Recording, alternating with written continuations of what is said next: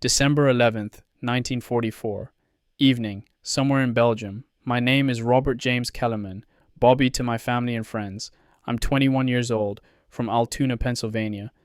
Private First Class, Company K, 423rd Infantry Regiment, 106th Infantry Division. The Golden Lions, they call us. My mother made me promise to write home regularly, but I'm keeping this diary too, for myself, I guess, to remember. Or maybe so I won't forget who I was when this started. We arrived in the Ardennes today. It's German for snow mountains, though it's really just a forested ridge along the border with Germany. We're replacing the 2nd Infantry Division here in the Schnee Eifel. The men we relieved looked exhausted, but happy to be leaving. One of them, climbing onto a truck, called back to us. "Enjoy the vacation, boys. Quietest sector on the whole damn line." I hope he's right. The forest here is beautiful in a way I didn't expect. Tall pines covered in snow. Absolutely silent except for the wind. Strange to think we're only a few miles from Germany, from the enemy, but it feels peaceful here. Almost like being back in the woods near Altoona where Tommy and I used to hunt rabbits when we were kids. Maybe that's naive. Sergeant Miller says I'll learn soon enough that peace and quiet are two different things in war. Miller's from Pittsburgh, been in since North Africa. Fought in Sicily too. He's the kind of NCO you want watching your back. Calls me kid, but in a good way. Like my dad does. Did. Still does, I mean. God, I'm tired. I'm writing this in what they call a dugout, though it's really just a hole in the ground with logs over the top. My foxhole partner is Private Jackson. Daniel Jackson from Akron, Ohio. Good guy. Talks about his wife constantly. Sarah, her name is. They've been married 6 months and she's expecting their first baby in February. He must have shown me her photograph 20 times already. Pretty girl. Dark hair. She's smiling in the picture like she knows a secret. It's cold here. Maybe 20 degrees. Getting colder. The ground is frozen solid, makes digging in a real bastard. My feet are already numb even though I've got 2 pairs of socks on. Jackson says it'll get worse. He heard from one of the guys in 1st Platoon that it might drop below 0 by Christmas. Christmas. That's only 2 weeks away. Hard to believe. Last year at this time I was working at the railroad shop with Dad, coming home to Mom's cooking, taking Helen to the pictures on Saturday nights. Helen Kowalski. God, I miss her. Her last letter came 3 days ago.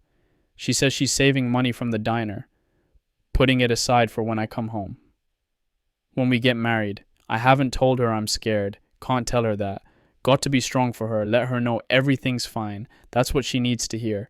The officers say this sector is quiet. Good place for green troops to get acclimated, they said. We probably won't even see any action. Just patrol, stand guard, get used to being on the line. Then after Christmas we'll push into Germany proper and this war will be over by spring. That's what everyone says. Over by spring. I can hear Jackson snoring in the corner. Lucky bastard can sleep anywhere. I should try to sleep too. Guard duty starts at 0400 and Miller will have my ass if I'm drowsy. Tomorrow I'll write Helen a proper letter. Tell her about the forest. Leave out the cold and the fear that sits in my chest like a stone. Tell her I'm thinking of her. That I can't wait to come home. I can't wait to come home. December 12th, 1944. Night. 2nd day on the line. Starting to settle into the routine, I guess. If you can call this routine. 0500. Stand to. Everyone up, weapons ready, watching the tree line. In case the Germans decide to attack at dawn. They never do, but we do it anyway. 0600. Stand down. Heat up rations. Coffee so weak you can see through it, but it's hot and that's all that matters. 0700 through 1600. Maintenance. Dig deeper into the frozen ground. String more wire. Clean weapons. Write letters. Play cards. Wait. 1600. Guard rotation begins. 2 hours on, 4 hours off, through the night. That's the war so far. Waiting and cold. Met more of the squad today. There's Corporal Davis from Atlanta. College boy, wanted to be an officer but washed out of OCS. Tries too hard to prove he's in charge. Quotes the manual like it's scripture. But he seems competent enough. Private O'Brien from Boston. Youngest guy in the squad, only 19. Talks with this thick Irish accent, says ma instead of mom. Cocky little bastard, but I think he's covering. Saw him writing a letter to his mother this morning. Must have been 10 pages long. His hand was shaking. Private Henderson from Kansas. Farm kid. Quiet. Steady. Reminds me of the Amish guys back home. Doesn't say much, but when he does, people listen. He's got a wife and a baby daughter. Shows everyone her picture. 6 months old. Chubby cheeks. Looks just like him.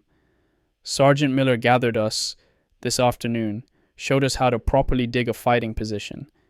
The veterans from 2nd Division didn't dig deep enough, he said. Lazy. We need to be able to stand up in our foxholes, have overhead cover, clear fields of fire. The Krauts might not be here now, Miller said, but if they come, you want to be underground. Trust me on that. He shared his coffee with me afterward. Real coffee, not the shit they give us in rations. He must have gotten it from somewhere. Didn't ask. Just grateful. You doing okay, kid? He asked. Yes, Sergeant. Bullshit. You're scared. That's good. Means you're smart. I didn't know what to say to that. Fear's not the problem, he continued. Fear keeps you sharp. It's what you do with it that matters. You freeze up, you die. You think, you act, you survive. Yes, Sergeant. He looked at me for a moment. You got family back home? Parents? Younger sister Margaret, she's 16. Older brother Thomas, he's 24. He's with the Marines in the Pacific. Miller nodded. Girlfriend? Helen. We're going to get married when I get back. Good. Hold on to that.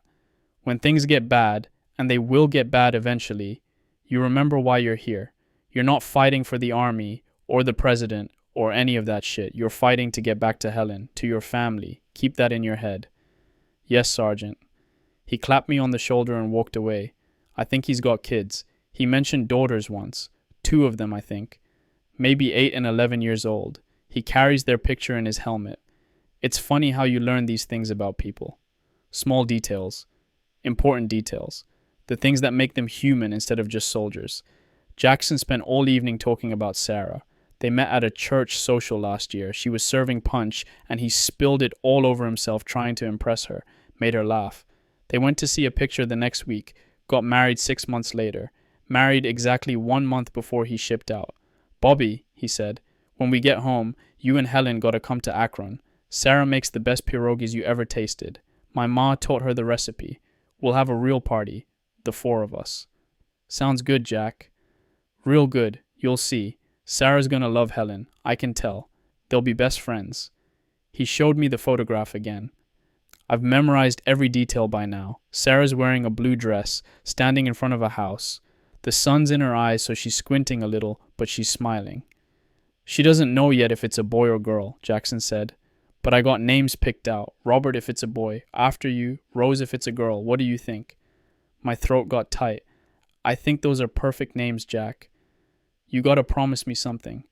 What? If something happens to me, I mean it won't, but if it does, you gotta find Sarah. Tell her I love her. Tell her I was thinking about her and the baby. Promise me. Nothing's gonna happen to you. Promise me anyway. I promise. He seemed satisfied with that, tucked the photograph back into his helmet and closed his eyes. 5 minutes later he was snoring. I can hear artillery in the distance tonight. Just a low rumble, like thunder, maybe 10 or 15 miles away. Could be ours, could be theirs. Hard to tell. The sound carries strange through these valleys. O'Brien says his ma lights a candle for him every morning at St. Patrick's. Says nothing bad can happen to him because of it. I hope he's right. I hope we're all right. December 14th, 1944. Afternoon. Something's changed. I can feel it. Can't explain it, but the feeling's there, sitting in my gut like bad food. Last night there was more activity across the valley. Vehicle sounds, lots of them. Heavy trucks, maybe armor. The Germans are usually quiet, but last night we could hear them moving around. Engines, voices carrying on the wind. Lieutenant Anderson said it's nothing, just routine resupply. The Krauts have to eat too, he said. But Sergeant Miller isn't so sure. I saw him studying the tree line this morning with his binoculars. His jaw was tight. He called Lieutenant Anderson aside and they talked for 20 minutes. Couldn't hear what they were saying, but Miller looked worried. The supply situation is getting worse. We were supposed to get winter gear 2 days ago. Still haven't arrived. Half the company doesn't have proper gloves. Henderson's got frostbite starting on 3 of his fingers. They're turning white. Not a good sign. We're rationing ammunition too. 60 rounds per man for the M1. 2 grenades each. That's it. They say more is coming, but everything's backed up because of the push toward the Rhine. We're low priority here in the quiet sector, except it doesn't feel quiet anymore. I wrote Helen a letter today. Took me 3 tries to get it right. Kept wanting to tell her the truth. That I'm cold and scared and something feels wrong. That I lie awake at night listening to sounds I don't understand. That every shadow in the tree line might be Germans. That I'm not sure what I'm doing here or if I'll ever see her again. But I can't tell her that. So instead I wrote about the beautiful forest, about making friends with the guys in my squad, about how this sector is quiet and safe and I'm probably going to be bored until Christmas, about how much I miss her, how I think about her smile every day, how I can't wait to marry her and start our life together. All true. But not the whole truth. The whole truth is I'm terrified. There. I wrote it. I'm terrified and I don't even know why. Nothing's happened. We haven't seen a single German soldier, haven't fired a shot. But my hands shake when I load my rifle. My heart pounds when I'm on guard duty. I jump at every sound. Jackson says everyone feels that way at first. Says it'll get better once we see some action, once we know what we're dealing with. Waiting is the hardest part, he says. Maybe he's right. We had Mass this morning. Father Kelly from battalion came through, said confession and communion in a blown-out barn behind the lines. About 30 of us showed up. Mostly Catholics, but a few Protestant boys too. I think they just wanted to hear someone talk about God and home and things that aren't war. I took communion, first time since we shipped out. The wafer stuck to the roof of my mouth. I couldn't remember the prayers. Had to watch O'Brien to know when to kneel and stand. I prayed for Mom and Dad, for Margaret and Tommy, for Helen, for Jackson and his baby, for all of us. I don't know if God heard me. I don't know if he's listening, but I prayed anyway. After Mass, Father Kelly pulled me aside. How are you holding up, son? Fine, Father. You sure about that? I didn't answer. It's all right to be afraid, he said. Fear is human. Even Christ was afraid in Gethsemane. The question isn't whether you're afraid. The question is what you do despite the fear. Yes, Father. Do you have faith, Robert? I'm trying to, Father. He put his hand on my shoulder. That's all any of us can do. Try. God doesn't ask for perfection. He asks for effort, for heart. You keep trying, you'll find your way. I wanted to believe him. I really did. Tonight I volunteered for extra guard duty. Can't sleep anyway. Might as well be useful. Miller approved it but gave me a look like he understood. It's 2300 now. 3 hours until my shift. Jackson's already asleep. Henderson's writing another letter to his wife. Davis is cleaning his rifle for the 3rd time today. O'Brien's lying on his back, staring at the ceiling, lips moving, probably praying. The moon's almost full tonight. That's good. Easier to see the tree line. Harder for the Germans to sneak up on us, if they're even out there. Maybe I'm just paranoid. Maybe this is all normal and I'm working myself up over nothing. Maybe by Christmas we'll be laughing about the time we thought something was going to happen and it didn't. Maybe. But I don't think so. I think something's coming. December 15th, 1944, late evening. Can't sleep. Don't even want to try. It's 0100. Everyone else is asleep except the guards. I should be sleeping too. Need to be sharp tomorrow. But every time I close my eyes, I hear the sounds from across the valley. They're louder tonight. Definitely vehicles. Lots of them. And something else. A kind of rumbling. Deep. Continuous. Could be tanks. I'm not the only one who's noticed. Davis is awake too. I can see him sitting at the entrance to his dugout, staring out into the darkness. And Miller. Miller's been making rounds all night, checking positions, whispering to the squad leaders. Something's wrong. I know it. Everyone knows it, but nobody's saying it. Lieutenant Anderson held a briefing at 1800 hours. Said Division HQ confirmed increased German radio traffic, but nothing to worry about. Probably just a local commander getting nervous. We're to maintain our positions and stay alert, but there's no indication of an imminent attack. Miller asked permission to put out more listening posts. Anderson denied it. Said that we don't have enough men to spare. After the briefing, I heard Miller cursing under his breath. First time I've heard him lose his composure. Jackson tried to keep things light at chow, made jokes about the German cooks probably making better food than ours. How maybe we should surrender just to get a decent meal. A few guys laughed, but it sounded forced. O'Brien was quiet. Didn't eat much. Just pushed the hash around his mess kit and stared at nothing. Henderson wrote 3 letters today.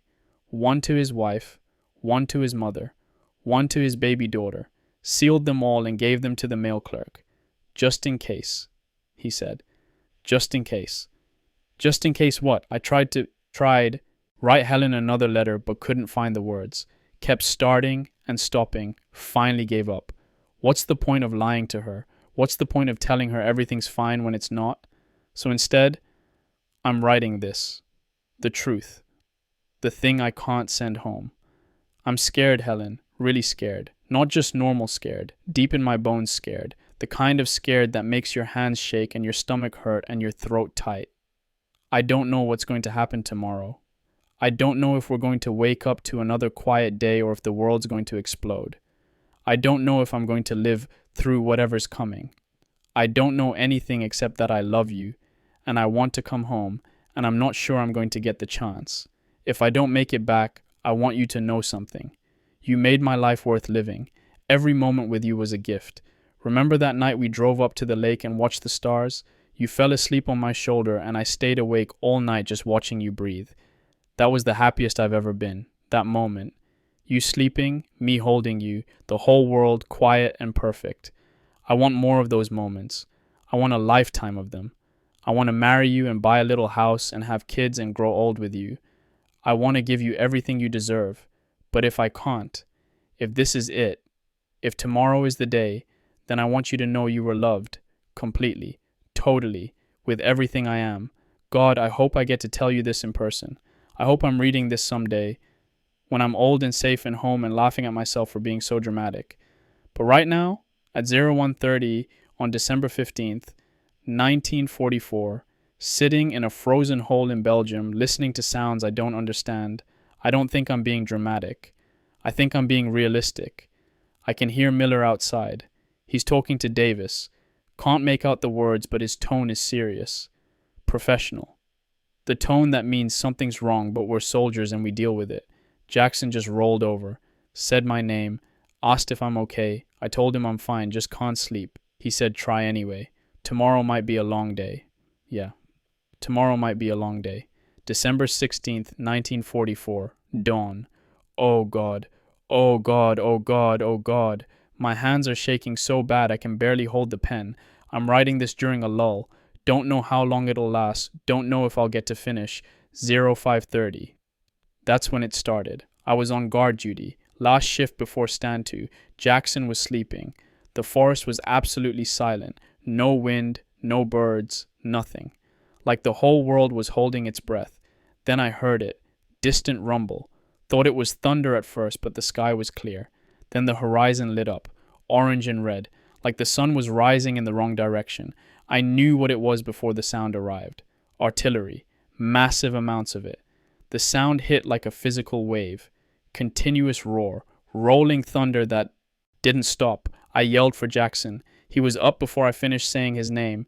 We both knew. This was it. The barrage lasted 20 minutes. Longest 20 minutes of my life. The shells started falling short.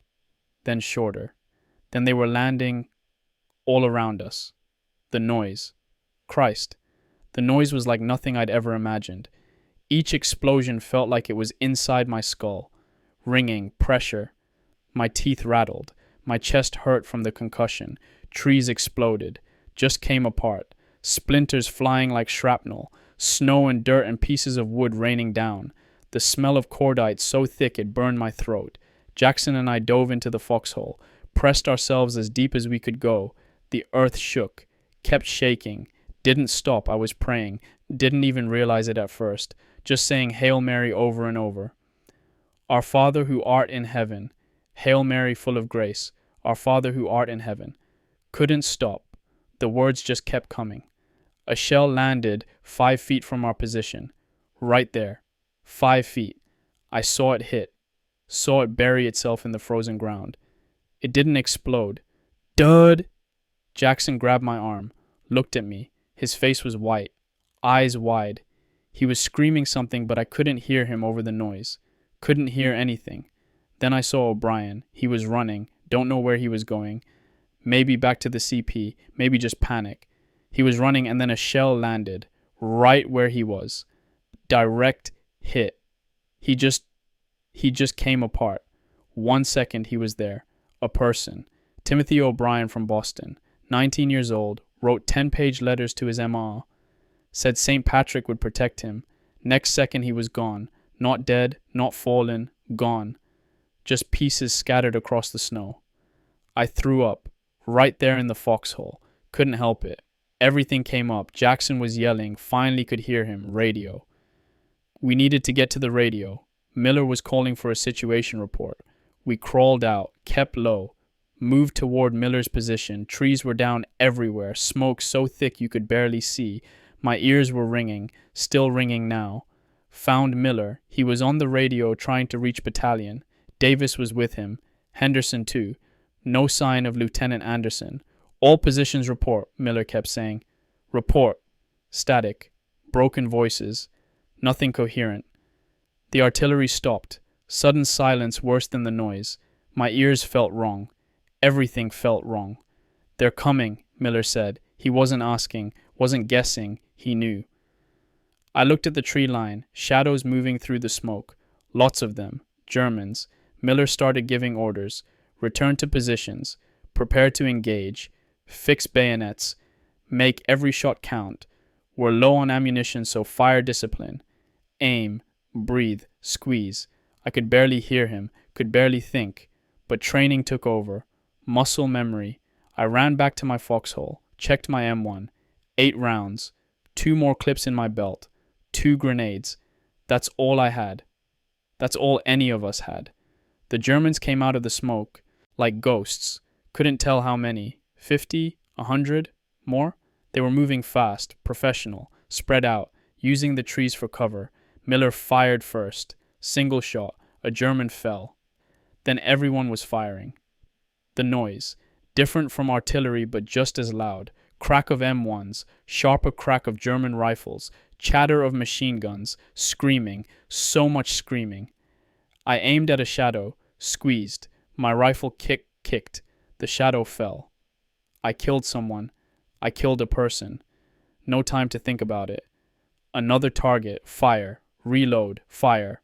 My hands were doing it automatically. Loading. Aiming. Firing.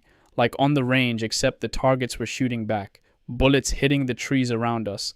Thunk, thunk, thunk. Snow kicking up. Henderson got hit. Saw him grab his shoulder. He kept firing with one hand. Germans got close. 20 yards. 15. I threw a grenade. First time I'd thrown one outside of training. It arced through the air and exploded. More screaming. Then they pulled back. Just melted into the forest. Gone as fast as they came. Silence again. Except not really silence. Moaning. Crying. Someone calling for a medic. I was breathing so hard I thought my lungs would burst. My hands wouldn't stop shaking. My face was wet. Didn't know if it was sweat or tears or both. Miller was moving between positions. Checking casualties. Gathering ammunition from the dead. Being practical. Being a sergeant. "Bobby," he yelled. "You hit?" "No, Sergeant." "Jackson?" "He's okay." "Good. Stay sharp. They'll be back." He was right. They came back. Twice more before noon. Each time we drove them off. Each time we had less ammunition. Each time more of us died. Davis lost 3 fingers on his left hand. Frostbite so bad they just snapped off. He didn't even scream. Just looked at them lying in the snow. Picked them up. Put them in his pocket. Kept fighting. We can hear fighting all around us. Every company. Every position. The whole line is under attack. Radios saying the Germans broke through in multiple places. St. Vith headquarters is being threatened. We might be cut off. Miller gathered those of us left. Maybe 30 men out of the original 70 in our platoon. Battalion says hold position, he told us. Reinforcements are coming. Nobody believed him. I could see it in their faces. We all knew. There weren't any reinforcements. Everyone was getting hit as hard as we were. But what else could we do? These were our orders. Hold the line. So we held. It's 1400 now. Been writing during the lull. Germans are quiet, regrouping probably.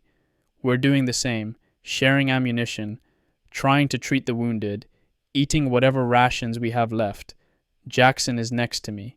Neither of us talking. What is there to say? I keep seeing O'Brien, keep seeing him come apart, over and over in my head. Can't make it stop. My hands are covered in dirt and blood. Don't know whose blood, mine maybe. Don't feel any pain, but I'm so cold I might not notice. The sun's going down, temperature's dropping, going to be below zero tonight. If we survive that long, Miller just said the Germans are massing again. I can see them through the trees, more than before. A lot more. I don't think we're going to make it. Helen, I love you. Mom, Dad, I love you. Margaret, take care of them. Tommy, I'm sorry I won't see you again. God, if you're there, if you're listening, please get us through this. Please. December 16th, 1944. Night. Still alive, barely. It's past midnight now. December 17th. New day. Feels like a lifetime since morning. The Germans kept coming, wave after wave. We ran out of ammunition, started using German weapons, taking ammunition from their dead, from our dead. Then word came down, pull back, fighting withdrawal to secondary positions, except there were no secondary positions. The Germans were behind us, all around us.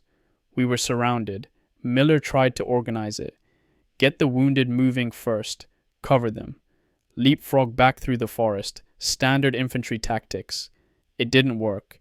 Too many Germans, too much confusion, dark, smoke, trees. Couldn't tell which direction was safe. The platoon broke apart, small groups scattering into the forest. 3 men here, 5 men there, lost contact with everyone. I'm with Jackson and 3 others now, don't even know their names. One's from 2nd Platoon, other 2 from headquarters company, I think. We're hiding in a ravine. Germans everywhere. Can hear their voices, see their lights through the trees. One of the guys is hurt bad. Stomach wound. He's trying not to make noise, but every breath is a whimper. We gave him morphine from someone's aid kit. It's not enough. Nothing's enough for a wound like that. His name is Henderson. Different Henderson. Not the farm kid from Kansas. This one's from headquarters. Radio operator, maybe?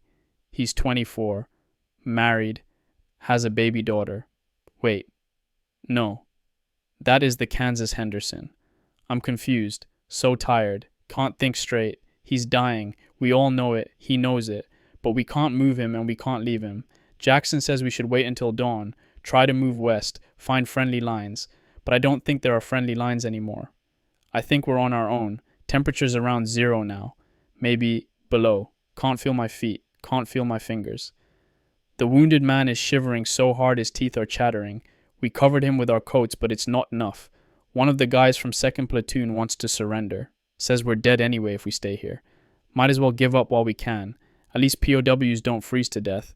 The headquarters guy says no. Says he heard the Krauts are shooting prisoners. Says better to die fighting. I don't know what to think. Don't know what's right. Just know I'm cold and scared and I want to go home. Henderson's breathing changed. Shallow. Raspy. He's talking but it doesn't make sense. Thinks he's home. Keeps calling for someone named Mary. His wife probably. Or his mother. Jackson's holding his hand. Telling him it's okay. That Mary's here. That everything's going to be fine. It's not going to be fine. Nothing's fine. I killed a man today. Maybe more than one. Hard to tell. I pointed my rifle at human beings and pulled the trigger and watched them fall. And I didn't feel anything. Not guilt, not satisfaction, nothing. Just did it and moved on to the next target. What does that make me? O'Brien's dead. I saw it happen. Watched him come apart. His mother's lighting candles for him at St. Patrick's. Doesn't know her son is scattered across a frozen forest in Belgium. Miller might be dead. Davis might be dead. Lieutenant Anderson definitely is. I saw his body. Half his head was gone. How many others? How many of the 70 men in our platoon are still alive? 20? 10? Fewer? We were supposed to be in a quiet sector. We were supposed to get acclimated, learn the ropes, ease into combat. Instead, we got thrown into hell. Henderson stopped breathing. Just now, while I was writing, he took 3 short gasps and then nothing. Jackson checked his pulse, shook his head. We can't bury him. Ground's frozen. Even if we could dig, we can't make noise. Germans are too close. So we just moved him to the side of the ravine, covered his face with his coat, took his dog tags and personal effects.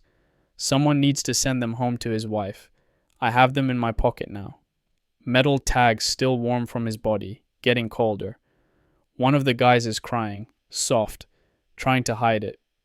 We all pretend not to notice. I should try to sleep. Need to be sharp if we're going to move at first light. But I can't close my eyes without seeing O'Brien. Henderson. The German soldier I shot. His face is burned into my brain. Young, probably my age. He looked surprised when he fell, surprised that he was dying. I'm so cold, colder than I've ever been. My whole body aches, my head hurts. I think I might have a concussion from the artillery. Everything feels distant, like this is happening to someone else. Is this real? Did this really happen? Yesterday morning I was writing about hearing strange sounds. 24 hours ago, I'd never killed anyone, never seen anyone die. Now I've done both. Multiple times. God, where are you? I prayed to you, begged you, promised I'd be good, promised I'd do anything. You didn't answer. Or maybe you did, and the answer is no. Maybe this is your answer. Death and cold and fear. Maybe this is what we deserve for making war. I don't know anymore. Don't know anything except I want to live. I want to see Helen, want to see my family, want to go home. Please, please let me go home. December 18th, 1944. Morning, Miller's dead. We found remnants of the regiment at dawn, maybe 200 men gathered in a valley. Different companies, different platoons, all mixed together. Officers trying to restore order, trying to figure out what to do. Miller was there. He'd gotten maybe 40 men out, more than anyone else. He was organizing them, setting up defensive positions, doing what a sergeant does. We got orders to try breaking out, fight our way west to Saint-Vith, link up with division headquarters, regroup, counterattack. It was suicide, but what choice did we have? Stay and get surrounded? Already we're surrounded. We moved out in columns, Miller at the front with Lieutenant Peterson from Baker Company, Jackson and I in the middle. 200 men trying to move quietly through a forest full of Germans. It lasted 10 minutes. They were waiting for us, had the whole route covered. We walked right into it. First shot came from nowhere. Man ahead of me dropped. Then the forest erupted. Fire from 3 sides, heavy, coordinated, professional. Everyone scattered. Training took over. Return fire. Take cover. Move.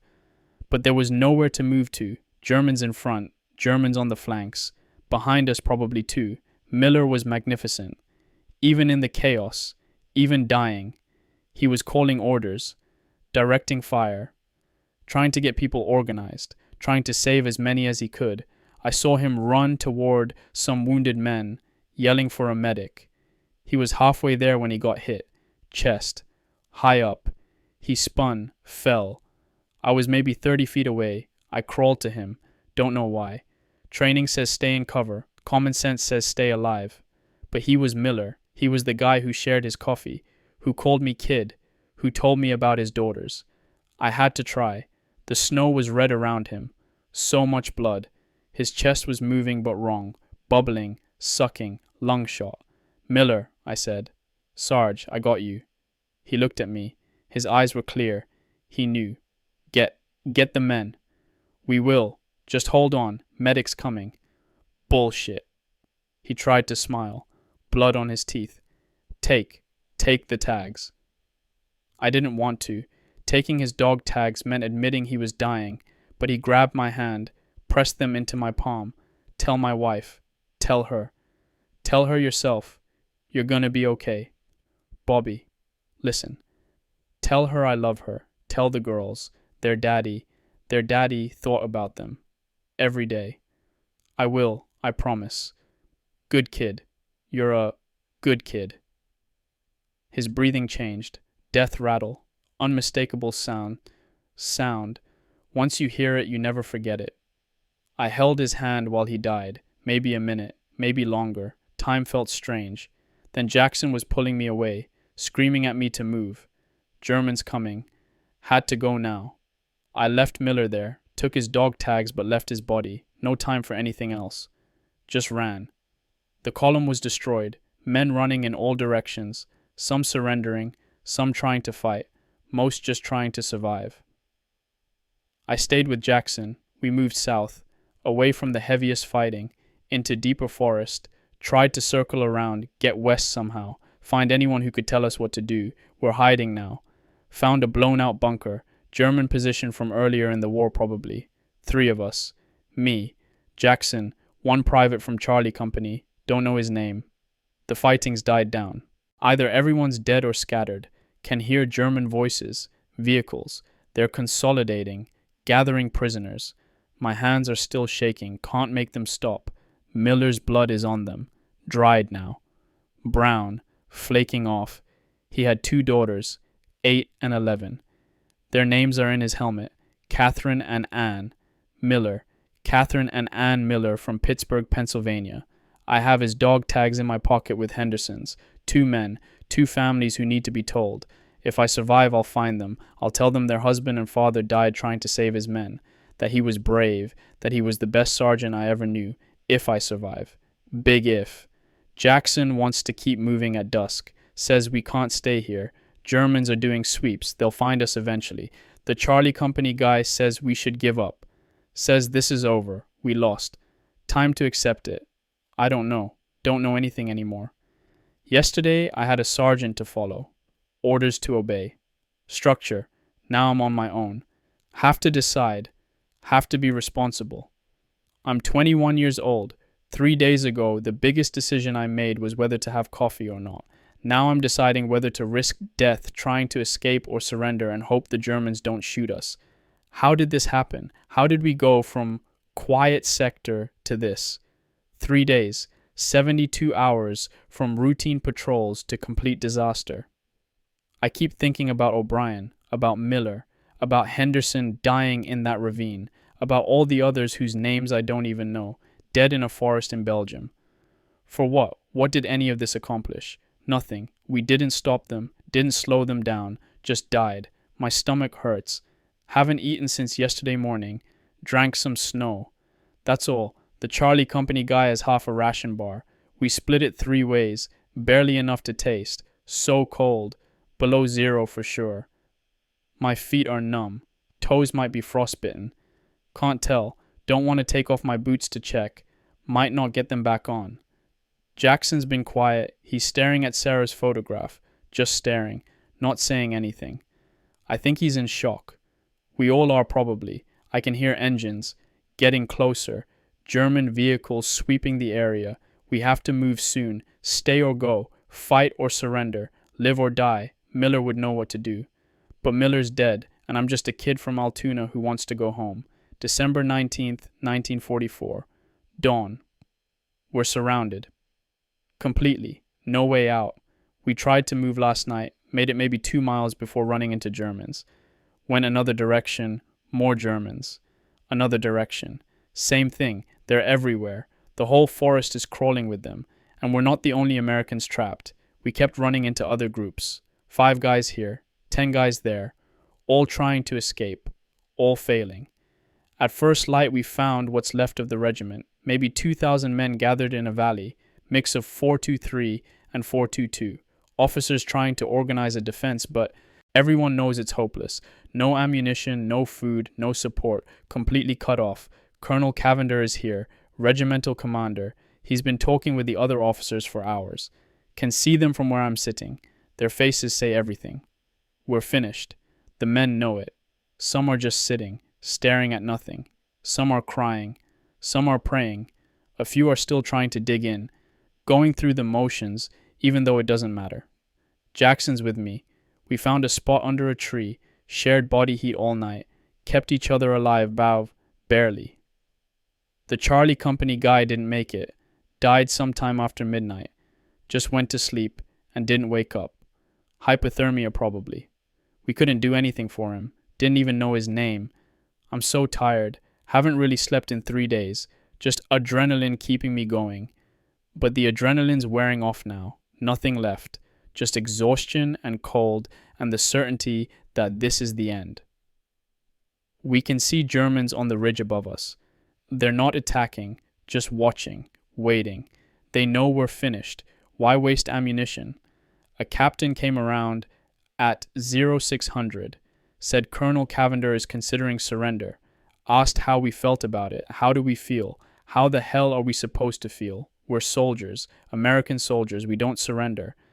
That's what they taught us. Fight to the death, never give up, better dead than captured. But I don't want to die. I'm 21 years old. I want to see Helen, see my family. I want a future. And what's the point of dying here? We're surrounded. Out of ammunition. The war will go on without us. Whether we fight and die or surrender and live, the outcome is the same. So why die? But surrendering means giving up, means admitting defeat, means being a prisoner, a coward, a failure. My father would be ashamed. Tommy would be ashamed. Everyone back home would think I gave up without fighting. But they're not here. They're not cold and starving and surrounded. They're not watching their friends die for nothing. It's 0900 now. Colonel Cavender just gathered the officers. They're standing in a circle, arguing. Some want to keep fighting, some want to surrender, some want to try breaking out in small groups. But we all know. There's only one choice that makes sense, the choice that saves lives, the choice that destroys our honor. Jackson's crying, not making any sound, just tears running down his face. He's holding Sarah's photograph. I'm sorry, he keeps saying. I'm so sorry. I don't know who he's apologizing to. Sarah, the baby, himself, maybe all of us. The officers are done talking. Colonel Cavender is walking toward the center of the valley. He looks like he's aged 20 years since I saw him 4 days ago. He's raising a white flag. It's over. December 19th, 1944, midday. We surrendered. Colonel Cavender gave the order at 1000 hours. Destroy all weapons. Prepare to be taken prisoner. May God have mercy on us. Some men cried, some cursed, some just sat there like they couldn't comprehend what was happening. I broke my M1 against a tree, swung it like a baseball bat. The wood stock cracked, the metal bent. I kept hitting it against the tree until it was unrecognizable, until my hands hurt, until Jackson pulled me away. It's okay, Bobby, he said. It's okay. But it wasn't okay. Nothing was okay. My rifle, my weapon. The thing I was trained to use, to trust, to keep clean and functional and ready. I destroyed it. Had to destroy it. Couldn't let the Germans have it. But destroying it felt like destroying part of myself. All around the valley, men were doing the same, breaking rifles, throwing away grenades, smashing equipment. The sound of it. Metal on metal, wood splintering, men grunting with effort or grief or rage. Then the Germans came down from the ridge. They looked surprised. I think they expected more of a fight, but we just stood there, 2,000 defeated American soldiers with our hands up. Some of the German soldiers looked young, younger than me even, teenagers in oversized uniforms. But some were veterans. You could tell, the way they moved, the way they held their weapons. Professional. They made us form lines, searched us, took everything, wallets, watches, rings, photographs, letters, anything valuable or personal. I hid this diary in the lining of my coat, tore the seam open, slid it inside, sewed it back up with thread from my emergency kit. My hands were shaking so bad it took 5 tries. If they find it, they'll probably shoot me or burn it, but I can't let them have it. This diary is all I have left, the only piece of me that's still mine. A German sergeant searched me, middle-aged guy, hard face. He found Miller's dog tags, Henderson's too, looked at them, looked at me. These are not yours, he said. English, decent English. They're from my squad, dead. I'm returning them to their families. He stared at me for a long moment, then handed them back. Your friends? Yes. He nodded, moved on to the next man. Not all of them were that decent. Saw one German soldier punch an American for not moving fast enough. Saw another take a man's wedding ring and laugh when he begged to keep it. But most were just soldiers, tired, cold, doing their job. They marched us north, away from the fighting, toward Germany, several hours of walking, men falling, guards yelling, occasionally shooting, not at us, just warning shots. Keep moving, don't stop, don't try to run. We're in a field now, maybe 500 American prisoners, more coming in from other directions. They caught everyone, the whole 423rd Regiment, the 422nd too probably. Thousands of us. Biggest American surrender since Bataan. I heard an officer say that. Thousands of American soldiers taken prisoner in one day. We failed. I failed. I'm a prisoner of war. The shame is crushing. Worse than the cold, worse than the hunger. The knowledge that I surrendered, raised my hands, gave up. Miller died fighting. O'Brien died fighting. Henderson died trying. But I surrendered. What kind of soldier does that? What kind of man? Jackson's sitting next to me. We're not talking. What is there to say? We both know what this means. Prison camp, starvation, disease, maybe execution. The Geneva Convention says they have to treat us humanely, feed us, give us shelter, medical care. But I've heard stories about German prison camps, about men dying of hunger and cold, about guards who don't follow the rules. Are we going to die anyway? Just slower?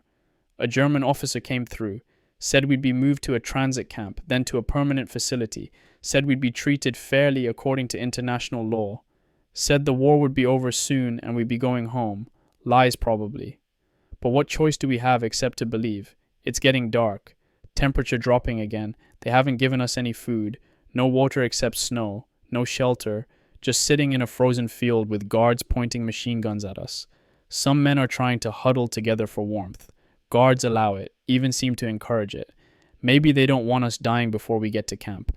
Dead prisoners aren't useful. Jackson's pressed against my left side. Some kid from Baker Company on my right. We're sharing body heat, trying to stay alive through the night. I can see stars. Clear sky. No clouds. That's bad. Clouds trap heat. Clear skies mean colder temperatures. We might not survive until morning. My feet are completely numb. Haven't felt them in hours. That's bad. Frostbite. Could lose toes. Could lose feet. But that's a problem for later. Right now the problem is surviving the next 10 hours. Helen. Mom. Dad. Margaret. Tommy. I'm so sorry. I tried to be brave, tried to be a good soldier, but I failed. I'm a prisoner. Maybe soon I'll be a corpse, but at least I'm writing this.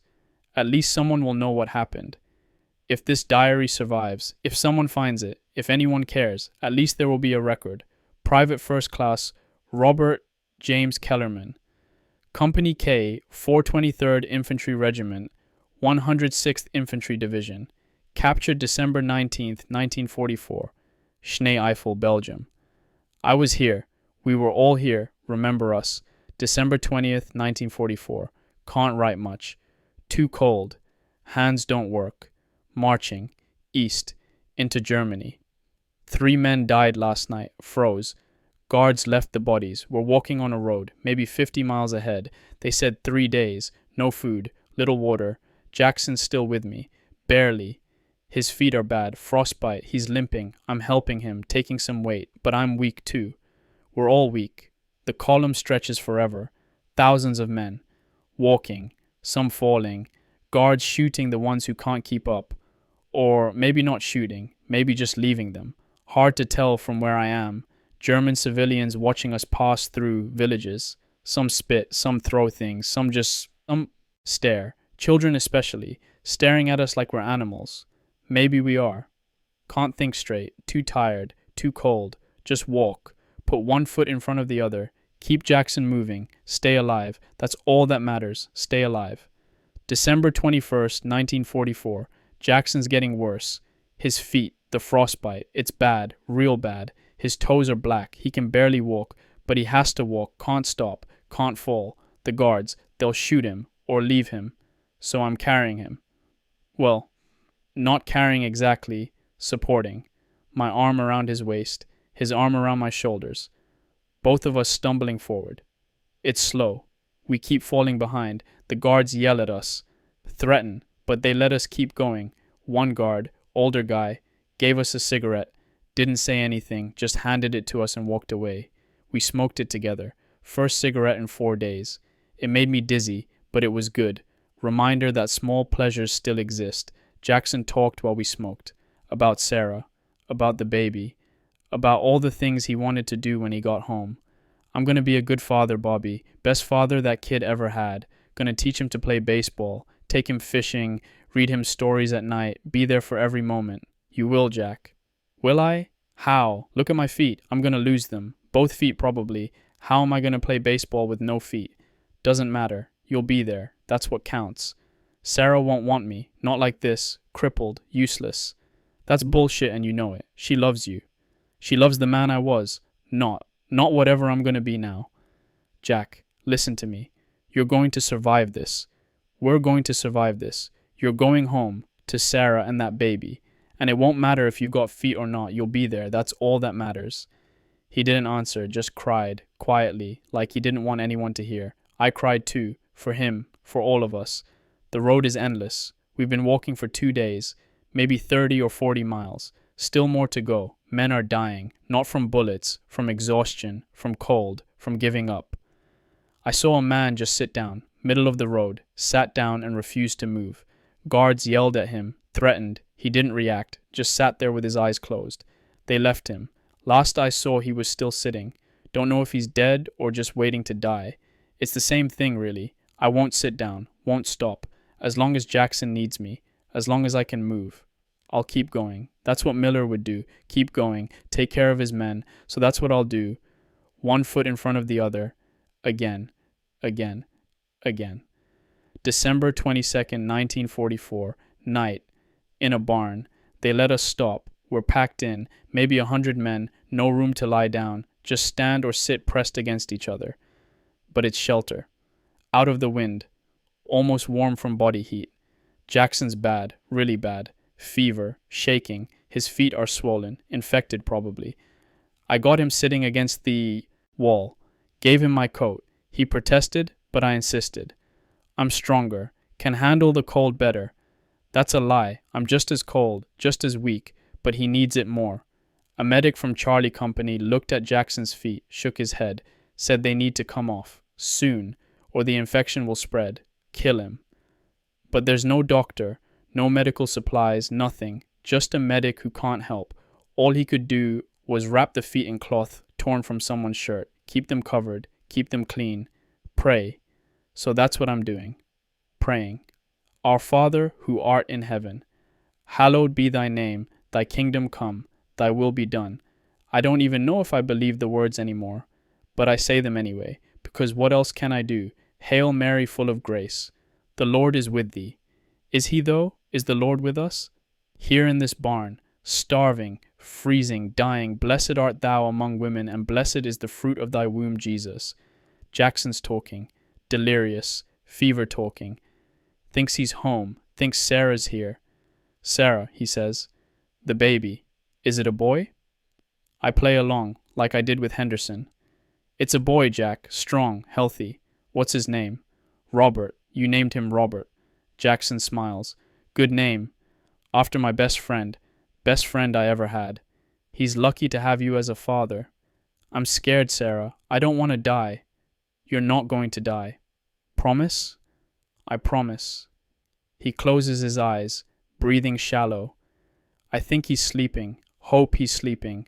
Not unconscious. Not dying. I can't lose him. Already lost Miller, O'Brien, Henderson. Can't lose Jackson too. He's all I have left. There's a German guard at the barn door. Younger guy. 18 or 19. He's been watching us. Not hostile. Just sad. He caught my eye earlier. Said something in German. I didn't understand. He tried English. I have brother. Also soldier. East. Russia. I hope someone kind to him. I nodded. Couldn't speak. What could I say? He's right though. We're all just men. German. American. Doesn't matter. All of us cold and scared and far from home. All of us hoping for kindness in a world that has none. It's Christmas in 3 days. December 25th. Christ's birthday. Peace on earth. Goodwill toward men. What a joke. There's no peace, no goodwill, just death and suffering and men destroying each other. And for what? I don't know anymore. Can't remember why this started. Can't remember why it matters. All I know is I want it to end. I want to go home. Jackson's shivering, even under both our coats. I pull him closer, share what little body heat I have. I got you, Jack. I got you. I don't know if he hears me. I don't know if anyone hears anything anymore. December 23rd, 1944. Evening. Jackson died today. We were on a train, freight cars, packed in so tight you couldn't move. 40 or 50 men per car, no room to sit, just standing pressed together. The doors closed, locked from outside, total darkness except for thin cracks letting in light. The train started moving. Don't know where we're going. Deeper into Germany, a camp, prison. It was hell. No air, no space. The smell, sweat, piss, shit, blood, death. Men were already dying. Old wounds infected, frostbite, dysentery. They died standing up. Couldn't fall. No room. Just hung there, pressed between the living. Jackson was next to me. Could feel him shaking, burning up with fever, his breathing wrong, raspy, wet. I tried to help. Tried to give him water, but there wasn't any water. Tried to give him space, but there wasn't any space. He talked, in and out of consciousness, sometimes lucid, sometimes delirious. Bobby, I'm here, Jack. Sarah, I need to see Sarah. You will, when we get home. No, I won't. I'm dying. You're not dying. Don't lie to me, not now. I'm dying and we both know it. I didn't answer. Couldn't lie, couldn't tell the truth. Promise me, he said. Find Sarah. Tell her. Tell her I love her. Tell her I thought about her and the baby every day, every second. Promise me. I promise. Tell my son, when he's old enough, tell him his father wanted to be there, wanted to watch him grow up, wanted to teach him things, be proud of him, tell him I loved him even though I never got to meet him. I'll tell him. And Bobby, you're my best friend, closest thing to a brother I ever had. Thank you for everything. Don't talk like that. You're going to be fine. No, I'm not, but that's okay. I'm not afraid anymore. Just tired, so tired. He put his head on my shoulder like he was sleeping. And maybe he was sleeping at first, but his breathing got worse, shallower. Then it stopped. I knew, even in the darkness, even in the chaos. I knew the moment he died, but I held him, kept holding him, for hours, through the whole night, the train rattling, men dying, and Jackson dead on my shoulder. The doors opened this morning, light so bright it hurt, German guards yelling, Raus, raus, schnell, out, out, quickly. Men stumbled out. Those who could walk, those who couldn't were dragged or kicked or left. Jackson fell when I let go. Just collapsed. Body frozen stiff from the cold. Guards looked at him, looked at me, motioned me away. But I need to. He's my friend. Rouse. 2 prisoners grabbed Jackson's body, dragged it to a pile. Other bodies already there, 20, 30, more. I tried to go to him, say goodbye, say something, but the guards pushed me away, into a line, processing. That's it. That's how it ended. My best friend, dead in a boxcar, tossed on a pile, no ceremony, no dignity, nothing. I have his photograph, slipped it from his pocket before the guards saw. Sarah smiling in her blue dress. The only thing Jackson cared about, the only thing he wanted to survive. Now it's mine. To keep. To return. If I survive. When I survive. I have to survive. I promised Jackson. Promised to find Sarah. Tell her. Tell the baby. I have to live long enough to keep that promise. We're in a camp now. Stalag something. Didn't catch the name. Barbed wire. Guard towers. Wooden barracks. They processed us. Photographs. Delousing. Given prisoner numbers. I'm prisoner 28574. That's my name now. Not Bobby. Not Robert. Just a number. They gave us soup. Watery. Mostly turnips. A piece of black bread.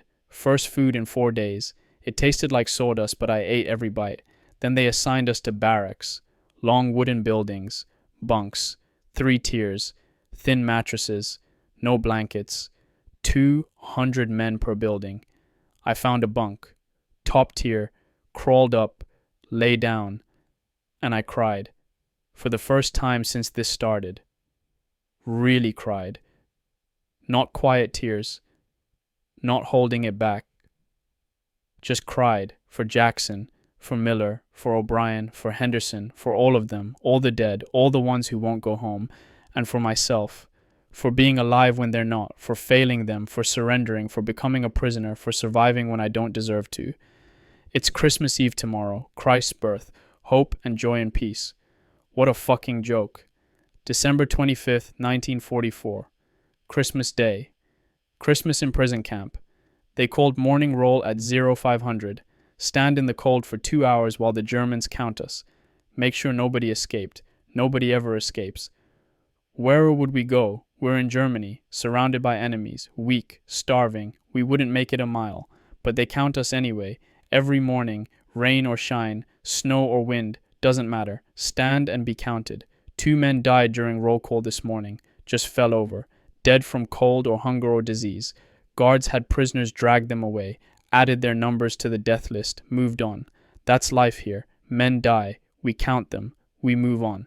Breakfast was the same soup. Turnips, water, some bits of potato if you're lucky. I wasn't lucky. Just hot water with a few vegetables floating, and a piece of black bread, hard as a rock. Have to dip it in the soup to make it edible. Some of the guys who've been here longer say you get used to it. The hunger, the cold, the routine, you become numb, stop feeling. I don't want to become numb, don't want to stop feeling. Because if I stop feeling, then I stop being human. I become just a number. 28574. Another body waiting to die. There was a Christmas service this afternoon. The Germans allowed it.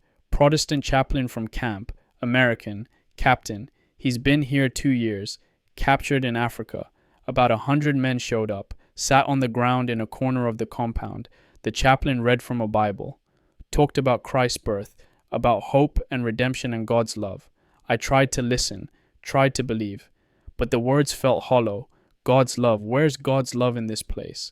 Where was his love when Jackson died, when Miller died, when thousands of us were killed or captured? The chaplain talked about the Christmas truce in World War I. German and British soldiers stopping fighting, sharing food, playing football, being human for one day. No truce this year. The war goes on. Men keep dying, Christmas or not. After the service, the chaplain came to me, asked if I wanted to talk. No, sir. You sure? You look like you're carrying something heavy. I'm fine. What's your name, son? Prisoner 28574. Your real name? Robert Kellerman, Bobby. Where are you from, Bobby? Altoona, Pennsylvania. Good town, steel country, railroads. Yes, sir. How long you been here? 2 days. Captured on the 19th. 106th Division. He nodded. Understood. Everyone's heard about the 106th. The division that got destroyed in the Ardennes. Lost a lot of friends, didn't you? I couldn't answer. Throat too tight. It's okay to grieve, Bobby. It's okay to be angry, to question. God can handle it. I don't want to talk to God. Why not? Because he doesn't listen. The chaplain was quiet for a moment, then, maybe he does listen. Maybe you don't like his answers. What kind of answer is this? I gestured at the camp, the barbed wire, the guard towers, the starving men. What kind of God allows this? A God who gave us free will. We chose war. We chose to destroy each other. Don't blame God for our choices. I prayed, I begged, I promised anything, and he let them die anyway. Maybe they didn't die in vain. Maybe their sacrifice meant something. What? What did it mean? We lost, we surrendered. They died for nothing. You're alive. So what? So you can tell their story. You can remember them. You can go home and live the life they couldn't. That's not nothing, Bobby. That's everything. I wanted to believe him. Wanted to think there was meaning, purpose, reason, but I couldn't. All I could see was Jackson's face, Miller's blood, O'Brien's body scattered in the snow. All I could feel was guilt. Survivor's guilt. Why me? Why am I alive and they're not? The chaplain gave me his hand, shook mine. Merry Christmas, Bobby. Merry Christmas, sir. He walked away, left me sitting there. The Germans have decorations. In their quarters. I can see them through the windows. Small Christmas trees. Candles. They're singing. Stille Nacht. Silent night. The same song we sang at home. At church. With Mom and Dad and Margaret. Feels like a lifetime ago. Silent night, holy night. All is calm, all is bright. Nothing's calm, nothing's bright. It's just night, silent and dark and cold. I'm 21 years old, and I'm spending Christmas in a German prison camp. My best friend is dead. My sergeant is dead. I'm starving and freezing, and I don't know if I'll live to see another Christmas. Merry Christmas. December 28th, 1944. 4 days in the camp.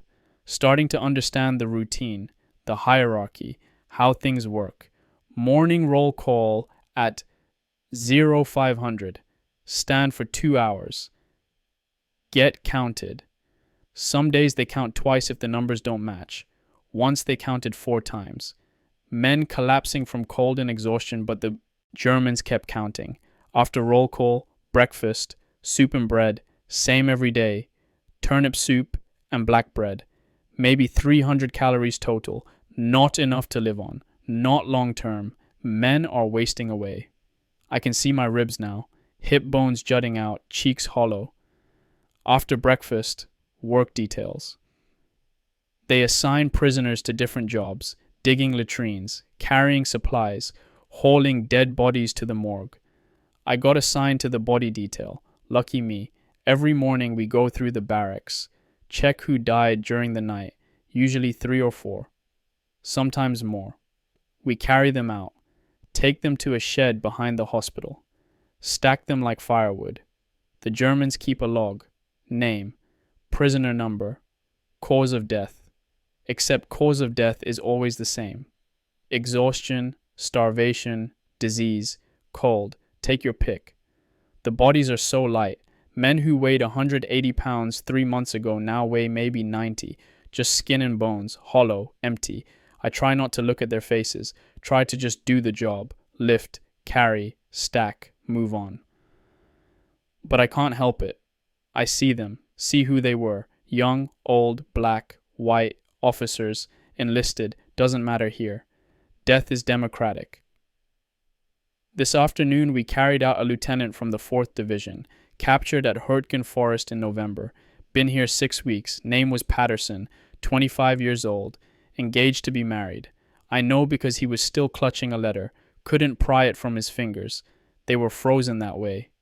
Rigor mortis. I read the letter, shouldn't have, but I did. It was from his fiancée, Margaret. She was writing about wedding plans, the church, the flowers, her dress. She was so excited, so happy, so in love. Patterson died holding that letter, thinking about her, about the wedding that would never happen. I put the letter back in his hand, left it with him, Margaret's words to comfort him in death since they couldn't in life. There's a pecking order among the prisoners. Been here longest have the most status. They get the best bunks, first choice of food, extra blankets if any are available. New prisoners like me are at the bottom. We get what's left, the worst bunks, the smallest rations, no blankets, no respect. But that's okay. I don't care about hierarchy, don't care about status, just want to survive. Get home, keep my promises. Some of the long-timers organize classes, teaching languages, mathematics, history, anything to keep their minds active, keep from going insane. There's a guy from Baker Company who teaches French, says he was a teacher before the war, Université in Paris. He's been here since 43, captured in Tunisia. He invited me to his class, said learning something new helps, gives purpose, something to focus on besides hunger and cold. I said no thanks. I can't think about French verbs when I'm trying not to freeze to death, but maybe he's right. Maybe I should try. Anything to distract from the reality. The reality is we're dying, slowly. Some faster than others, but we're all dying. Disease is the worst. Dysentery, typhus, tuberculosis. No medicine, no treatment, just quarantine and hope. Usually hope doesn't work. There's a quarantine barrack. Men with contagious diseases. They go in. They don't come out. Not alive anyway. I can hear them at night, coughing, moaning, crying. It's worse than the cold, worse than the hunger, knowing they're dying, and there's nothing anyone can do. I checked my feet today, first time since the march, didn't want to look, afraid of what I'd find. It's bad but not terrible. Frostbite on 3 toes, left foot. They're black, but still attached. Might lose them eventually, but not yet, not here. I wrap them every day, cloth torn from my shirt, keep them as clean as possible, try to keep circulation going, wiggle them, massage them, anything to prevent amputation. Can't lose my feet, can't end up like Jackson, dying from infection, burning up with fever, no way to help, no way to save him. I think about him constantly, about his last words, about his promise. Find Sarah, tell her, tell the baby. I will, Jack, I promise. I'll survive this. I'll get home. I'll find her. I'll make sure your son knows what a good man his father was. January 1st, 1945. New Year's Day, 1945. New Year, fresh start. All that bullshit. Some of the guys tried to celebrate last night. Wished each other Happy New Year at midnight. Sang Auld Lang Syne. Talked about resolutions. I didn't participate. What's there to celebrate? Another year of war? Another year of dying? But I understand why they did it. Humans need rituals, need to mark time, need to believe things can get better. Maybe they're right. Maybe 1945 will be better than 1944. Can't be much worse. I've been thinking a lot. Can't help it. Nothing to do except think, and work, and freeze, and starve. But mostly think. Thinking about who I was 3 weeks ago. Bobby Kellerman, 21 years old, private first class, green soldier in a quiet sector, nervous but hopeful, scared but dutiful, believing in God and country and honor. That person is gone, dead as surely as Miller and Jackson and all the rest. In his place is someone else, someone harder, colder, someone who's seen friends die, who's killed, who's surrendered, who's watched men freeze to death and done nothing because there was nothing to do, someone who doesn't believe in much anymore. I don't know if Helen will recognize this person. Don't know if my parents will. Don't know if I recognize myself. The chaplain came by again yesterday. Asked how I was doing. Fine. Liar. I almost laughed. Chaplain calling me a liar. Okay. I'm not fine. I'm dying. We're all dying. Happy? No. But at least you're being honest. What do you want from me, chaplain? Nothing. Just checking in. Making sure you're still human. What's that supposed to mean? This place. It strips away your humanity if you let it. You become you, just a number, just a body waiting to die. I've seen it happen to hundreds of men. They give up, stop fighting, stop caring, and then they die. Maybe they have the right idea. You don't believe that. Don't I? No, because you're still here, still writing in that diary you think I don't know about, still holding on to something, still fighting. How did he know about the diary? I've been careful. Never written where anyone can see, hidden it in the lining of my coat.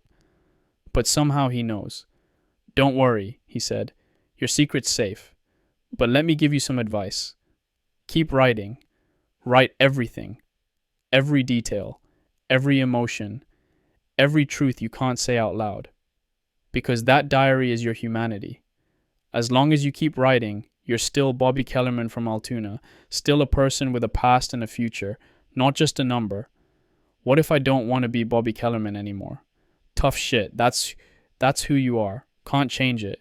Can only decide what kind of Bobby Kellerman you're going to be. The kind who survives, or the kind who gives up.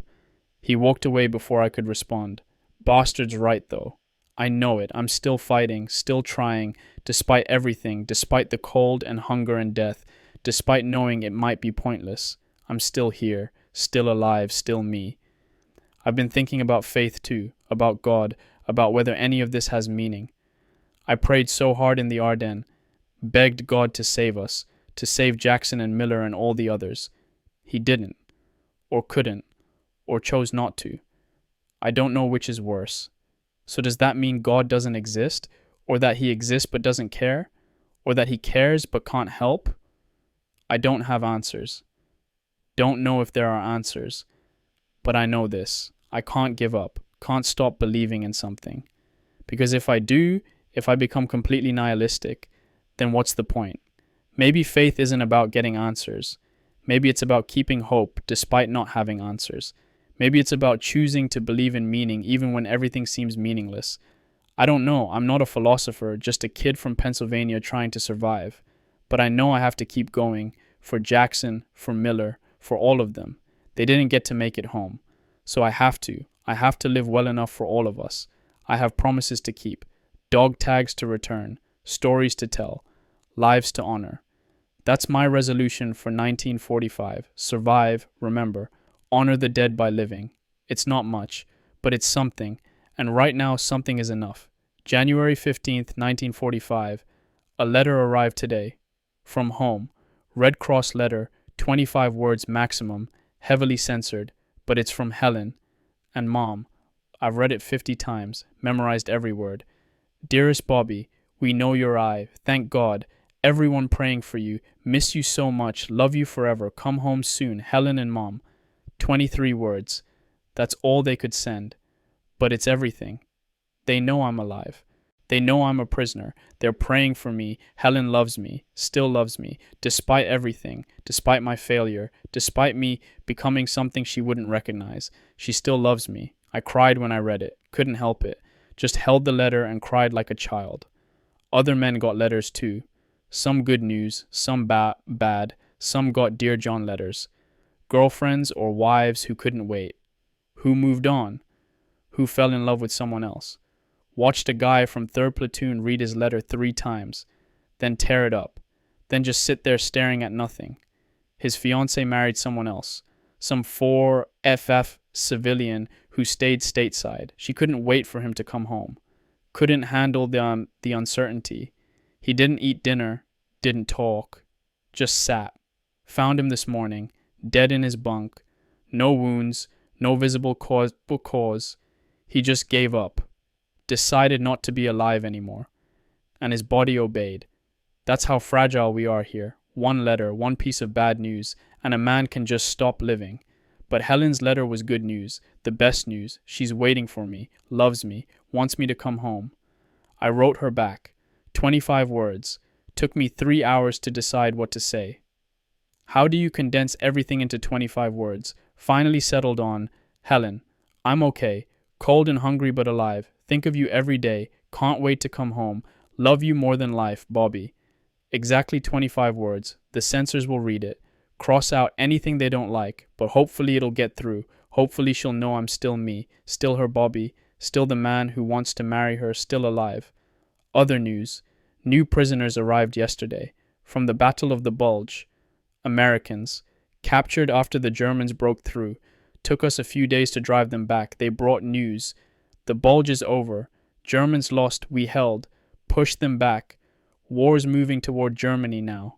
Rhine crossing planned for spring. Germans are finished. Just a matter of time. That's good news. Great news. War ending means going home. Means liberation. Means Helen and Mom and home. But it also means I'm on the losing side. The Germans know they're beaten. And when animals are cornered, they're most dangerous. What will they do with us prisoners? Ship us deeper into Germany, liquidate the camps, march us until we die? Nobody knows. Guards won't say. Officers speculate, but it's all guessing. All we can do is wait. Hope. Survive day by day. Some of the newer prisoners are in bad shape, worse than us. Frostbite, wounds, disease. One guy lost both feet to frostbite, just stumps, still alive somehow. How do you survive that? How do you go home to your family with no feet? I think about Jackson, about his feet, his infection, his death.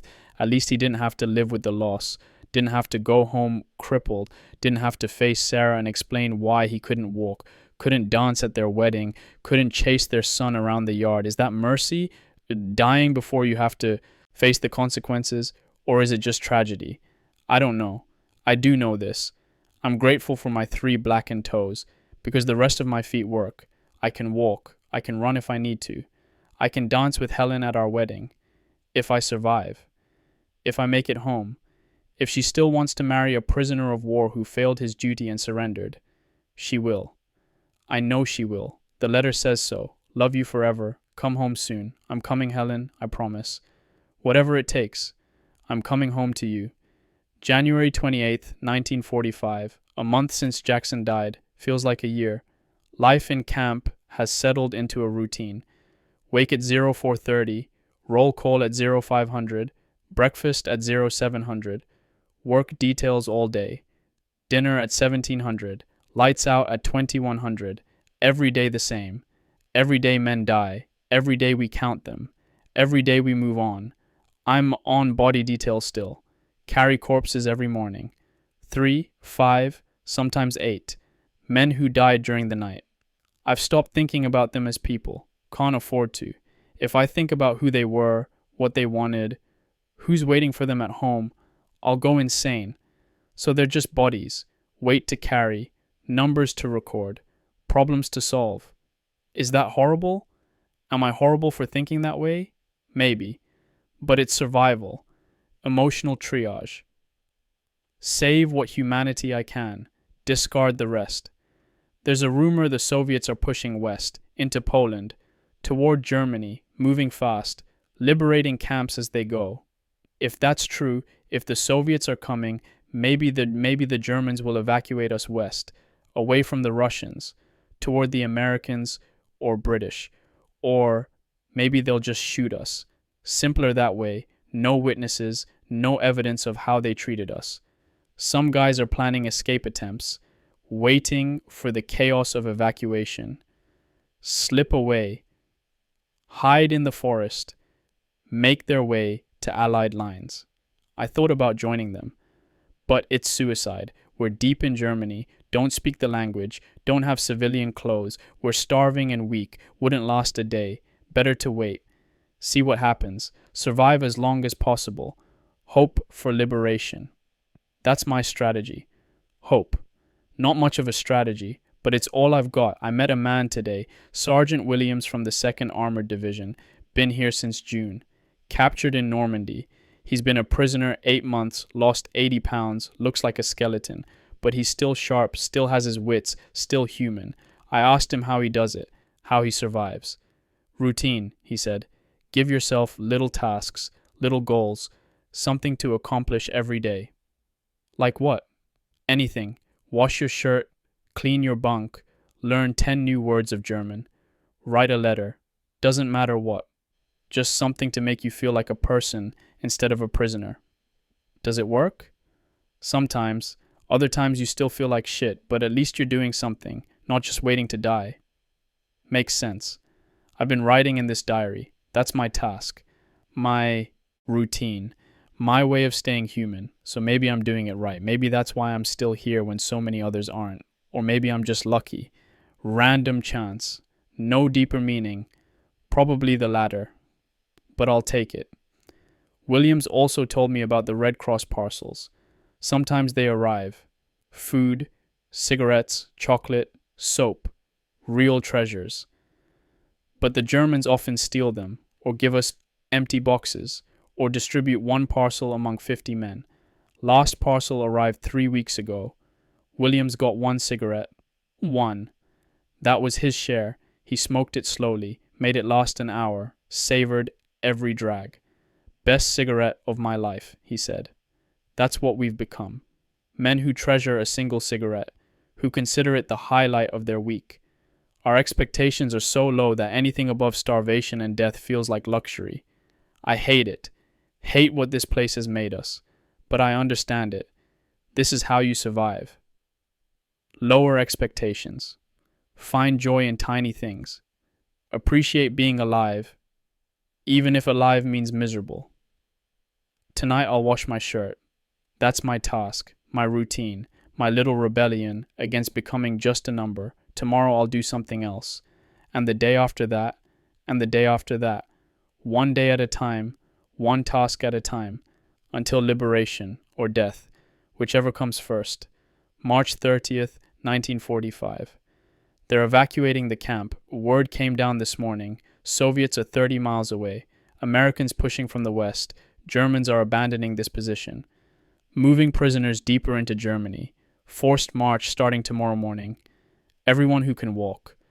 Those who can't will be left behind. That's a death sentence. The Soviets will find the camp empty, except for the dying. Might not arrive in time to save them. Might not care if they do, but we don't have a choice.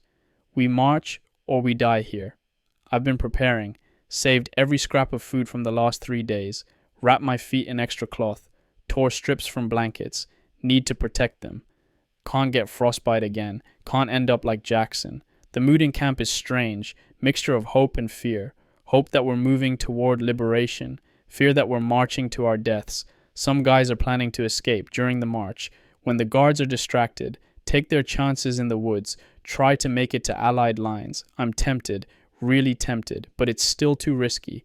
We're weak, starving, don't know the terrain. Better odds staying with the group. At least until we know where we're going. Williams is staying, says he's come this far. Might as well see it through. I agree. We've survived this long.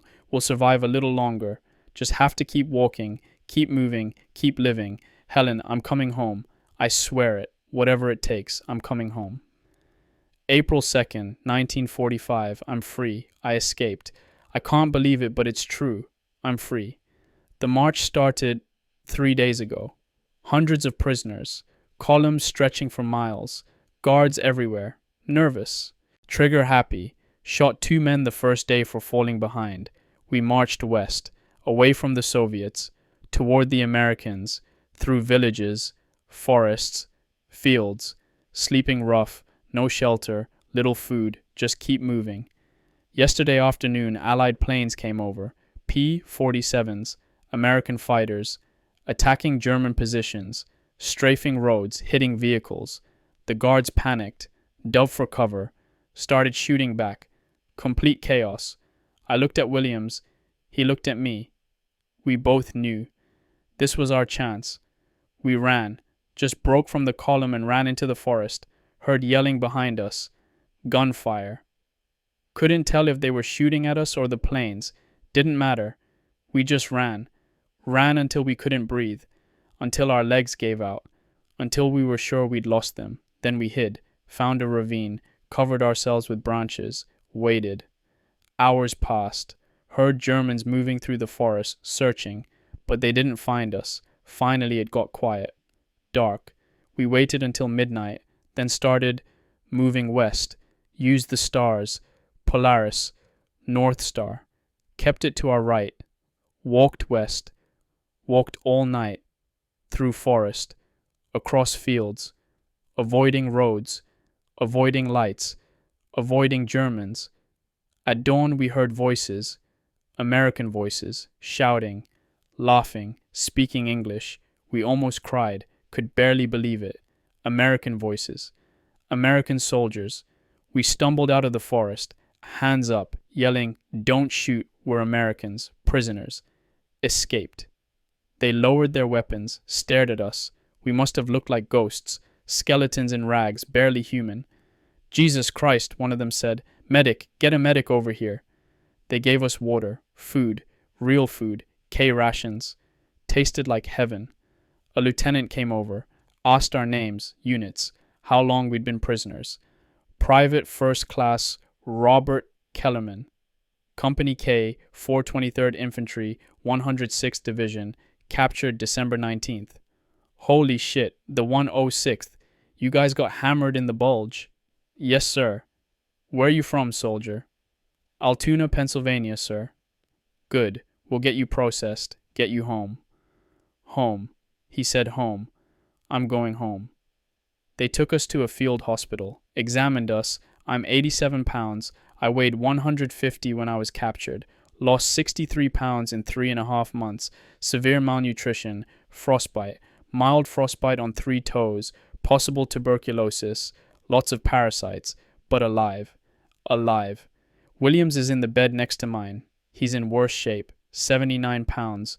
Pneumonia. But he's smiling. Really smiling.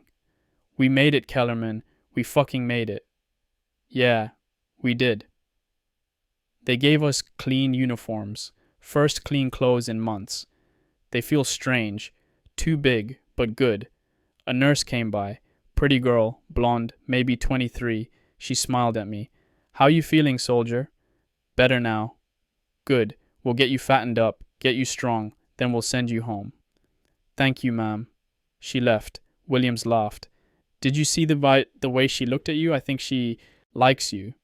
I'm engaged. To that Helen girl you're always talking about? Yeah. Lucky man. Helen's a lucky girl too. I hope so. I hope she thinks so. Hope she still wants me. Scarred, damaged, traumatized. Not the same boy who left Altoona 16 months ago. But I'm alive. That's what matters. I'm alive and I'm coming home. Tomorrow they're flying us to a hospital in France. More treatment, more food, more rest. Then a ship to England. Then a ship home. Home. I still can't believe it. After everything. After the Ardennes. After Miller and Jackson and Henderson and O'Brien.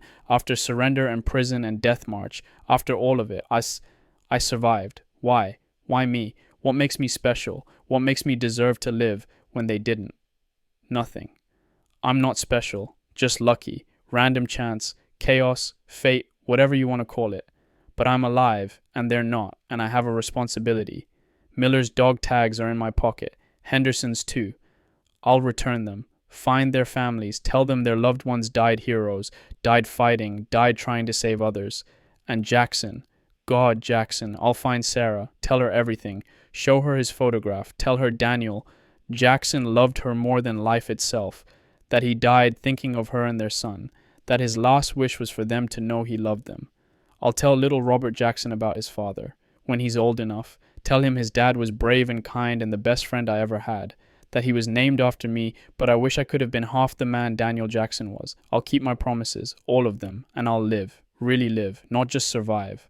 I'll live well enough for all of us, for Miller, for Jackson, for Henderson, for O'Brien, for all the men of Company K who didn't make it home. I'll marry Helen, have kids, work hard, be a good husband, a good father, a good man. I'll make my life mean something, because I got to have a life and they didn't. That's the least I can do, the very least. It's not enough, will never be enough, but it's what I have to give, my life, lived for them, in their honor, in their memory. Forever. April 10th, 1945. Hospital, France, writing my final entry. At least for now. I've been in the hospital a week, gaining weight slowly, still have parasites, still cough from the pneumonia, but I'm getting better, stronger. They're shipping me to England next week, then home, should be back in the States by May, home to Altoona by June. Home. I can barely imagine it. What will it be like? Will I recognize it? Will it recognize me? Will Helen? Will my parents? Will Margaret? Tommy's still in the Pacific, fighting Japan. Hope he makes it through. Hope he doesn't have to see what I saw, feel what I felt. But I know he will. War is war, Pacific or Europe, doesn't matter. Same death, same trauma, same guilt. I've been thinking about what I'll say when people ask, what was it like? Were you scared? Did you kill anyone? I'll lie. Of course I'll lie. I'll tell them it wasn't so bad, that I was brave, that I did my duty, that I'm proud. I won't tell them about being terrified, about surrendering, about watching my friends die, about spending 3.5 months as a prisoner, about becoming a skeleton, about body details and death marches and men who gave up and died. They don't want to hear that, can't understand it anyway. Unless you've been there, unless you've lived it. You can't understand, so I'll lie, for them, for me, because the truth is too heavy to share, but I'll write the truth here, in this diary, every word, every feeling, every horror, because someone should know, someone should remember what really happened, what it was really like. Not the propaganda, not the glory, the truth. The truth is war is hell. Always has been, always will be. The truth is good men die for no reason, or bad reasons, or reasons that seem good at the time but turn out not to matter. The truth is we're all just trying to survive. Americans, Germans, doesn't matter. All of us cold and scared and far from home. The truth is there are no heroes, just men doing what they have to do. Some survive, some don't. It's random, meaningless, chaos. The truth is I'll carry December 16th, 1944 with me forever. The sound of artillery, the smell of cordite and blood, the sight of O'Brien's body, Miller's death, Jackson's fever, Henderson's fear. I'll carry it all, every moment, every horror, every loss. And somehow I have to find a way to live with it, to integrate it, to become a person who can function in the normal world despite having these things in my head. I don't know if I can, don't know if anyone can, but I have to try. For Helen, for my family, for Miller and Jackson and all the others. I have to try. A chaplain came by yesterday, not the one from camp, different guy, younger. He wanted to talk about my faith, about whether I'd found God in all this. I told him I didn't know, that I still wasn't sure God existed, or if he existed, whether he cared, or if he cared, whether he could help. The chaplain said that was okay, said doubt is part of faith, that questioning is healthy, that God doesn't need my certainty, just my effort. Keep trying, he said. Keep searching, keep hoping. That's all faith is, the decision to believe in meaning even when you can't see it. Maybe he's right. Maybe faith isn't about having answers. Maybe it's about accepting that there aren't answers, that life is chaotic and random and unfair, but choosing to find meaning anyway, choosing to believe your life matters, that your choices matter, that love and goodness and sacrifice aren't pointless. I don't know. I'm not a theologian, just a kid who's seen too much. But I know this. I'm going home. I'm going to marry Helen. I'm going to have a life. And that life will have meaning because I choose to give it meaning. Because I lived when others didn't. Because I'm carrying their memory forward. Because I'm making sure they're not forgotten. That's my faith now. Not in God necessarily, but in memory, in honor, in keeping promises, in living well enough that their deaths weren't in vain. Is that enough? I don't know. Probably not. But it's all I have. So I'll take it. I'll run with it. I'll build a life on it. And maybe someday, years from now, when I'm old and safe and the nightmares have faded, maybe I'll look back and understand. Maybe I'll see the meaning, the purpose, the reason. Or maybe I won't. Maybe it'll always be senseless, random, unfair. Either way, I survived. And survival means responsibility, to live, to remember, to honor. I'm ready for that. I think, I hope. God, I hope I'm ready. Helen, I'm coming home. I'm different. Broken in ways I don't fully understand yet. But I'm still me, still your Bobby, still the man who loves you, still the man who wants to spend his life with you, if you'll have me. If you can love this version of me, then I promise I'll spend every day trying to be worthy of you, trying to be the man you deserve. I promise. Mom, Dad, I'm coming home. I know you're proud of me. You wrote that in your letter, but I don't feel proud. I feel lucky and grateful. And so sorry for everyone who didn't make it. But I'll try to make you proud. I'll try to live up to the son you want me to be, the man you raised me to be. I'll try. Margaret, be good to them. Help Mom when she worries. Help Dad when he's quiet. Take care of them while I'm gone. And when I get back, we'll go to the pictures like we used to. Like nothing ever changed, even though everything has. Tommy, wherever you are, whatever you're doing, come home safe. The world needs guys like you. Good men, strong men, better men than me. I need you too. You're my big brother, always have been, always will be. Come home so we can be brothers again. To Miller, Jackson, Henderson, O'Brien, and all the men of Company K, I won't forget you. I'll carry you with me always. You deserve better. Deserve to go home. Deserve to have lives and families and futures. I'll live mine for all of us. The best I can, I promise. To whoever reads this diary someday, if anyone does, this is what war is really like. Not glory, not honor, just death and suffering and young men trying to survive. Remember us? Remember what we went through? Remember why we fought? Remember the cost? And maybe, if you remember, you'll work to make sure it never happens again. That's my hope. That's my prayer. That's my faith. Remember, please remember. Private First Class, Robert James Kellerman.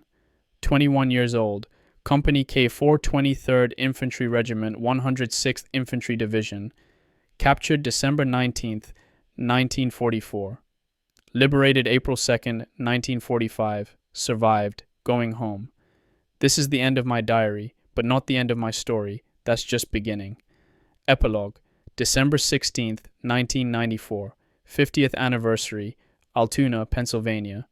My name is Robert James Kellerman. I'm 71 years old now, married to Helen for 48 years, 3 children, 7 grandchildren. I worked as an engineer for the Pennsylvania Railroad, just like my father. I've had a good life, better than I deserved, better than those boys in the Ardennes got. For 30 years I kept this diary in a locked box in the attic. Never showed it to anyone. Couldn't. Helen knew I had nightmares, but I couldn't talk about it. Couldn't explain, couldn't share the burden. Then our oldest son, Robert Jr., found the box. He was up there looking for Christmas decorations, found the diary, asked if he could read it. I said no at first, too personal, too painful, but he insisted, said he wanted to understand, wanted to know what his father went through. So I let him read it. And when he was done, crying, he asked if he could share it with his brother and sister, eventually with Helen, eventually with the grandkids when they're old enough. I said yes, because he was right. They should know. The world should know what really happened, what it was really like. Today is the 50th anniversary of the attack, December 16th, 1994. 50 years since the screaming Mimis, since O'Brien died, since Miller gave his last order, since everything changed. The 106th Division is having a reunion in Washington, D.C. I'm going. I'll see the men who survived. There aren't many left, maybe 100 of us from the whole division, so many dead, in the war, in the decades since. Williams died 10 years ago. Lung cancer. We stayed in touch after the war, visited each other's families. Our kids grew up together. He was a good friend, a good man. I miss him. I kept my promises. All of them. I found Sarah Jackson in Akron, Ohio, in the summer of 1945, knocked on her door, introduced myself, told her about Daniel, about how he died, about his last words, about how much he loved her and their son. She cried. I cried. We both cried. I gave her his photograph, the one he carried, the one I took from his body. She held it like it was holy, like it was the most precious thing in the world. I met Robert Jackson Jr. He was 5 months old, looked like his father, red hair, freckles, big eyes.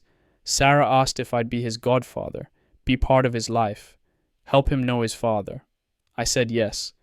I've kept that promise too.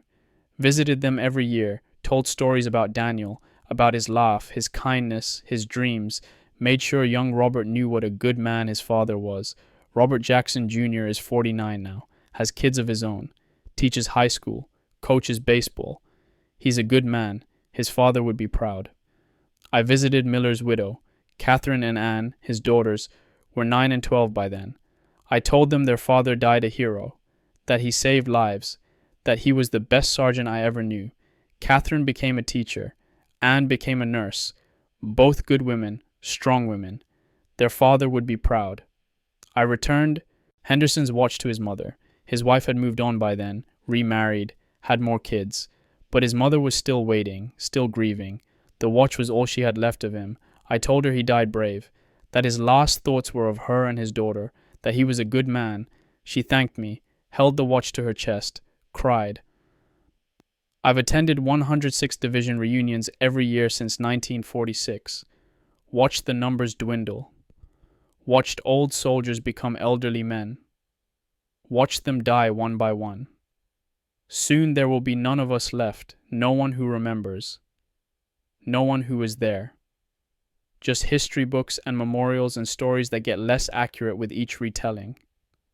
That's why I'm sharing this diary now, while I still can. While the memories are still clear. While I can still bear witness. I want people to know. Really know. Not the sanitized version, not the glory, the truth. The truth is, we were just kids. 20, 21, 22 years old. We didn't want to be heroes. We just wanted to survive, to go home, to have lives. Most of us didn't get that chance. I did. And I've tried to honor it, tried to live well, be a good husband, good father, good man, make my life mean something, make their sacrifice worth it. I don't know if I succeeded, don't know if anyone can, but I tried. God knows I tried. The nightmares never completely stopped. Even now, 50 years later, I still wake up sometimes hearing the screaming Mimis, still see O'Brien's body, still hear Jackson's last words, still feel Miller's blood on my hands, but I also see Helen sleeping next to me, see my children's faces, my grandchildren's laughter. I see the life I built, the good I've done, the love I've given and received, and I know it was worth it. All of it, the pain, the trauma, the survivor's guilt, because I got to have this life, this love, this family. They didn't, but I did, for all of us. Today, I'll go to Washington. I'll stand with the few survivors. We'll salute the memorial. We'll name the dead. We'll cry. We'll remember. And then I'll come home. To Helen, to my family, to my life. The life I've lived for 50 years. The life Miller and Jackson and Henderson and O'Brien should have had. I've lived it for all of us, the best I could, with all the love and courage and honor I could muster. I hope it was enough. I hope they would be proud. I hope wherever they are, if they're anywhere, they know I kept my promises. I remembered. I honored them. I lived. I'm not afraid anymore. Not of death, not of the memories, not of anything, because I know what's waiting. Peace. Rest. Finally. But not yet. I have more life to live, more love to give, more stories to tell. So, I'll keep going, one day at a time. Just like I did in the camp, in the march, in the hospital, one day at a time, until there are no more days, and then I'll rest, finally, with them. My brothers, my friends, the men who didn't make it home, will rest together, in whatever comes after, in memory, in honor, in love, forever, end.